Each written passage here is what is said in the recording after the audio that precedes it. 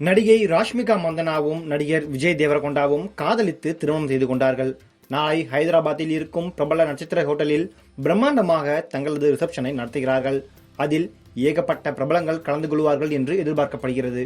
சூழல் இப்படி இருக்க, திருமணம் முடிந்த கையோடு இந்த ஜோடி செய்திருக்கும் செயல் ஒன்று அனைவரிடமும் பாராட்டை பெற்றிருக்கிறது. நடிகை ராஷ்மிகா மந்தனாவும் நடிகர் விஜய் தேவரகொண்டாவும் கடந்த பிப்ரவரி 26 ராஜஸ்தான் மாநிலம் உதய்பூரில் திருமணம் செய்து கொண்டார்கள். மலைகளுக்கு நடுவே ரம்யமாக காட்சியளிக்கும் ஐடிசி மெமெண்டோஸ் மாளிகையில் வைத்து தங்களது வாழ்க்கையில் முக்கியமான பகுதியில் பயணிக்க தொடங்கினார்கள். அத்திருமணத்தில் 2 பேரின் குடும்பத்தினரும் உறவினர்களும் நெருங்கிய நண்பர்களும் மட்டுமே கலந்து கொண்டார்கள். ஒட்டுமொத்த பேரும் பரிபூர்ண மனதோடு தங்கள் ஆசீர்வாதத்தை வழங்கினார்கள். ராஷ்மிகா கழுத்தில் தாலி, ராஜா போல் குதிரையில் விஜய் தேவரகொண்டா வந்தது என பல விஷயங்கள் ரசிக்கும்படி இருந்தது. மொத்தம் 3 கிலோ தங்கத்தை ராஷ்மிகா தனது உடலில் நகைகளாக போட்டிருந்தாராம். விஜயும் அதற்கு குறைச்சல் இல்லை, தங்கத்திலேயே ஊறியிருந்தார் என்றுதான் சொல்ல வேண்டும்.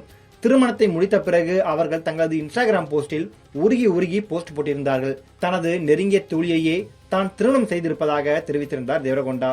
திருமணத்தை முடித்துவிட்டு ஹைதராபாத்தில் இருக்கும் ஸ்டார் ஹோட்டலில் நாளை ரிசப்ஷனை நடத்துகிறார்கள்.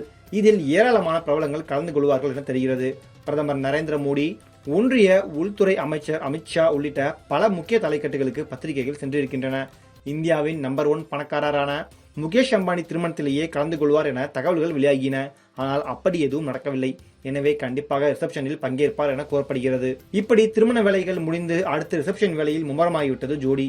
இடையிடையே உற்றார உறவினர்கள் அழைக்கும் விருந்துகளிலும் பிஸியாக கலந்து கொள்கிறார்கள். இப்படி எக்கச்சக்க பிஸியாக இருந்தாலும் திருமணம் முடிந்த கையோடு நல்ல காரியம் ஒன்றை செய்திருக்கிறார்கள் இந்த ஜோடி. அதாவது விஜய் தேவரகொண்டா தனது சொந்த ஊரான தும்மன்பேட்டுக்கு தனது மனைவி ராஷ்மிகா மந்தனாவுடன் விருந்துக்கு சென்றிருந்தார். சென்ற இடத்தில் அப்பகுதியில் இருக்கும் அரசு பள்ளியில் படிக்கும் 9ஆம் மற்றும் 10ஆம் வகுப்பு மாணவ மாணவிகளுக்கு கல்வி உதவித்தொகை வழங்கப்படும் என தெரிவித்திருக்கிறார்.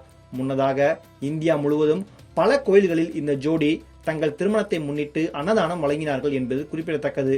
திருமணம் முடிந்த கையோடு ஹனிமூன் செல்லும் ஜோடிகளுக்கு மத்தியில் இவர்கள் ஏகப்பட்ட நல்ல காரியங்களை செய்து வருவது அனைவரிடமும் பாராட்டை பெற்று வருகிறது.